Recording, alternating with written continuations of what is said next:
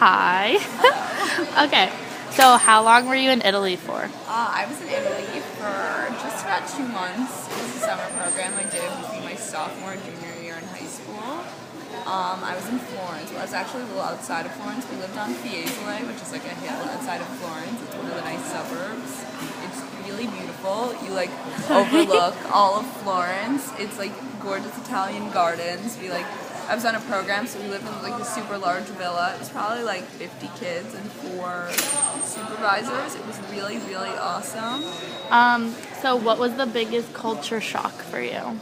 Everything just takes longer. Like, no one really cares about lines and time, and they just sort of do things when they want to do them. Like, if you're at lunch and like you want to order a pizza, like be prepared to be there for like 2 hours, because you never know how long it'll come. It might be there in like 20 minutes. It might be there in an hour. Whatever. They're just chilling. What did you miss most about home? I didn't really miss anything. Italy rocks. It was beautiful. It was fun. The food was great. I mean, I missed my family, but then I saw them, so it wasn't horrible. Did you notice that people acted differently? A little, yeah. Again, like they were just less concerned with like public space and like norms about time. Like lines don't really matter. Like you go to the airport and you just sort of run up to the desk. You don't really wait in line. And like personal space was sort of less of a thing. Like people would get really close to you and like people would talk to you on the street. But like I'm not really used to that. Like normally the only people that talk to you on the street are like homeless and they yell at you. So, like you don't really like talk to people, but like that's very different in Italy. What was your favorite activity there? Oh, in Florence or in Italy?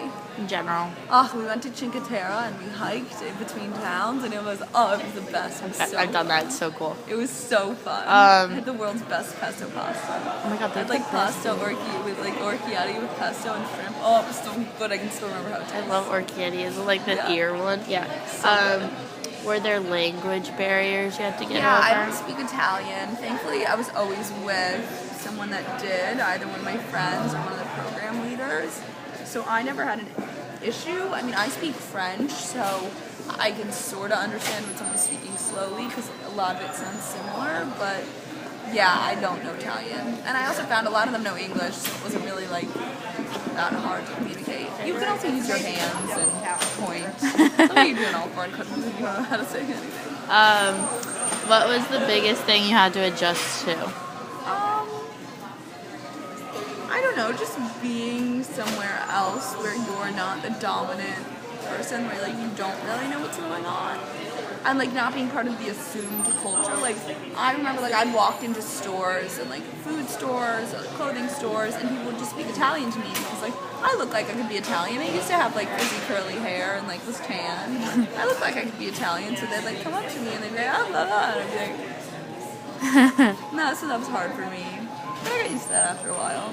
All right, thanks. You're welcome. Grazie.